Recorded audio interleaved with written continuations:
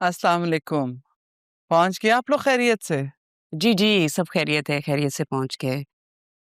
वो ज़ैनब भी खालदा को ज़रा भेज देती हैं, घर बनता तो थोड़ा सफाई हो जाती घर की। हाँ, हाँ, ज़रूर क्यों नहीं? और ये तो अच्छा हो जाएगा ना, खालदा को तो सारे घर के कामों का पता भी है। वो अच्छे से काम कर देगी। अच्छा आप मुझे बताएँ अदील भाई तो ठीक है ना? जी, जी, अदील तो बिल्कुल ठीक हैं, बल्कि बहुत खुश थे। बस मेरी बतूल घर आके ना बहुत परेशान है, रो रही थी बहुत, अभी भी बहुत रो रही है। ज़ैनब भी मैं सोच रही थी अगर ये मुमकिन हो तो हम अरमान और बतूल की शादी जल्द से जल्द कर दें। क्या ये मुमकिन है? जी, ये तो आपने मेरे दिल की बात कर दी। आप जानती हैं अरमान भी यही कह रहा था कि जैसे ही आप लोग शिफ्ट कर जाएँगे, हम बाकायदा आपके घर आएँगे। चलिए ये तो फिर बहुत अच्छा है ना, बल्कि ये करते हैं ना कि हम जिस दिन ज़रियून और राहा का निकाह होगा उसी दिन इन दोनों का भी करते हैं, ताकि उन्हें भी तो पता चले कि हमारे बच्चे भी किसी के मोहताज नहीं है और ना ही इन्हें किसी चीज़ की कमी है। क्या क्या कहती हैं आप? ठीक कह रही हैं वैसे आप। अब खैर अगर किसी भी चीज़ की ज़रूरत हो तो मुझे बताइएगा। मैं तो सोची थी क्यों ना खाना बनाकर भिजवा दूँ आपको। Thank you.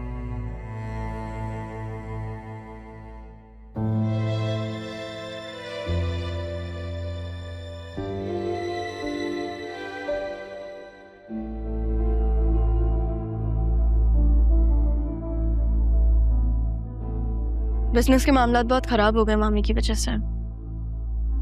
बहुत मुश्किल से संभाला मैंने। पुराने लोगों को फायर किया, नए इन्वेस्टर्स को भी हायर किया। कॉस्ट भी बहुत ज्यादा कट डाउन की। मुझे हमेशा से तुम पे यकीन था कि तुम सब कुछ कर लो। दादा जान ने तभी तुम पे जिम्मेदारी सौंपी।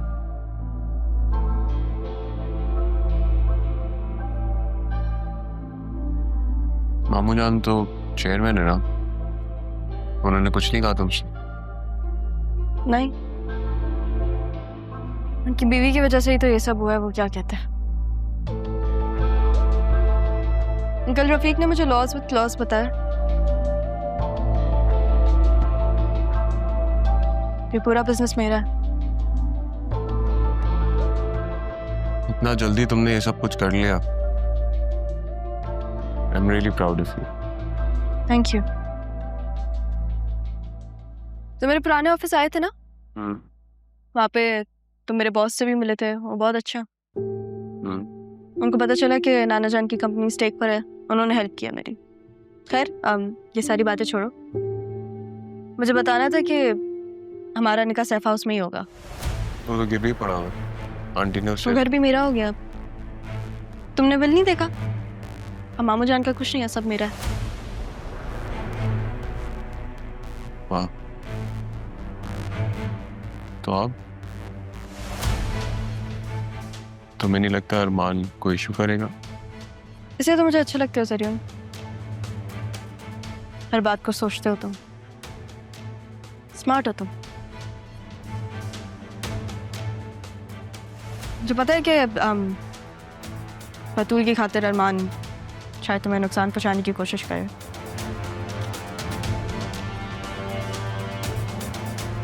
पर वो नहीं कर पाएगा क्योंकि तुम उसकी पहुंच में नहीं हो, और मैं तुम्हें कुछ होने नहीं दूंगी।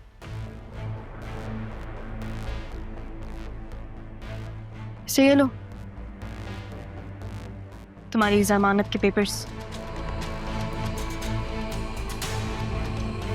जब तुम इस पे साइन करोगे तो हमारा निकाह होगा, और तब अरमान क्या, कोई भी तुम्हें कुछ भी नहीं कह पाएगा। साइन करो।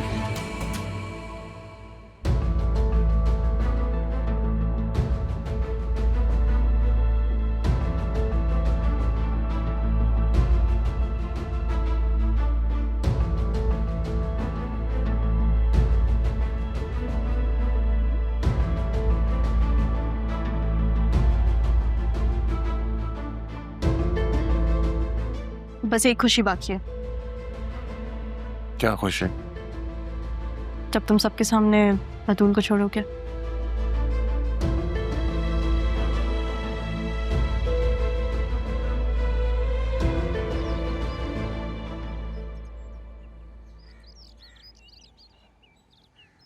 क्या बात है अरमान, जब से आए हो देख रही हूँ अजीब बेचैन हूँ, क्या परेशानी है? सैफ हाउस में अपना निकाह का इवेंट प्लान कर रही हूँ। क्या? लेकिन क्यों? पता नहीं, जरीन को तो मैं कानूनी तौर पे देख लूंगा, लेकिन आसिया बेगम का तो अंदाजा आपको अच्छी तरह। वो पता नहीं राहा के साथ क्या करेंगी। ये बात मैं उसे कैसे समझाऊं? कोई जरूरत नहीं है तुम्हें कुछ समझाने की बेटा, पहले की बात और थी। वो खुद समझदार है। और रही बात आसिया बेगम की, वो तो खुद बहाना ढूंढ रही है तुम्हारी और बतूल की बात पक्की अनाउंस करने के लिए।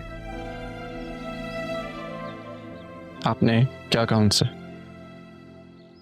वही जो तुमने मुझसे कहा था, जो तुम चाहते थे। Thank you, thank you so much. बेटा तुम राह के लिए अब तक इतना सब कुछ कर रहे हो, तो क्या मैं अपने बेटे के लिए इतना सा भी नहीं कर सकता?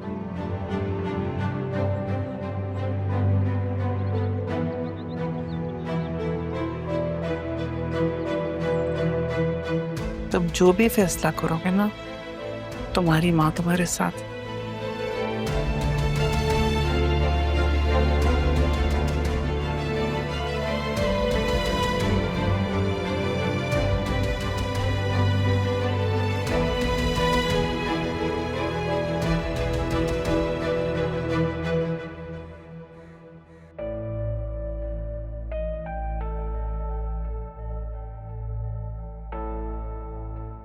अदील, वो जो बैरिस्टर रफीक है उनसे बात की?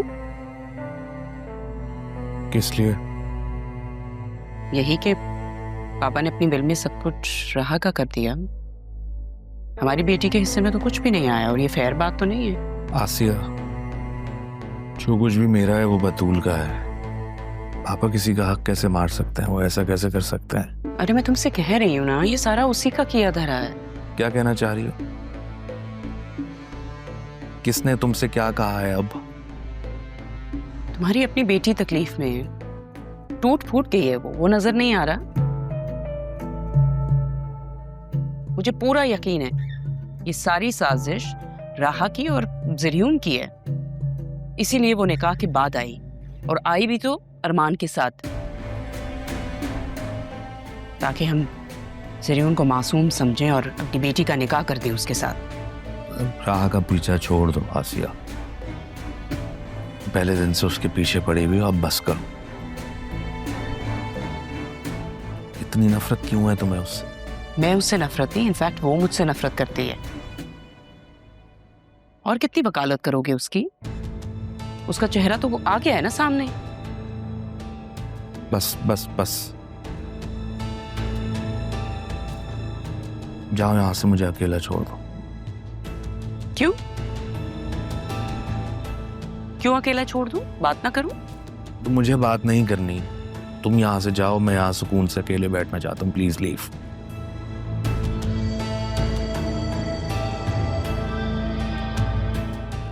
देखती हूँ मेरी बेटी की खुशियों को आग लगा के वो कैसे खुश रहेगी। लगता है अब मुझे ही कुछ करना होगा, किसी का सहारा नहीं लूंगी। ओके।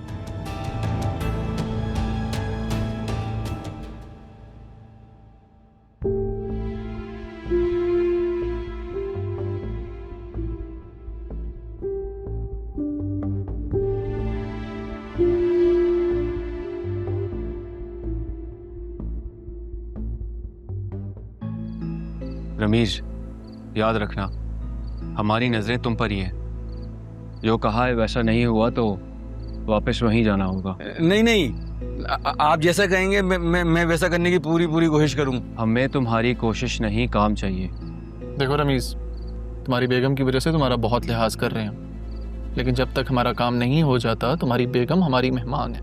अरे अरमान साहब, आप बड़े आदमी हैं, ये मर्दों की बातों में आप औरतों को क्यों मेहमान बना रहे हैं? तुमसे जितना कहा तुम उतना करो। ना तुम हमसे मिले ना हमने तुम्हें कुछ कहा, समझे? मैं बस एक बार खालिदा से मिलना। समझे नहीं तुम? ठीक है,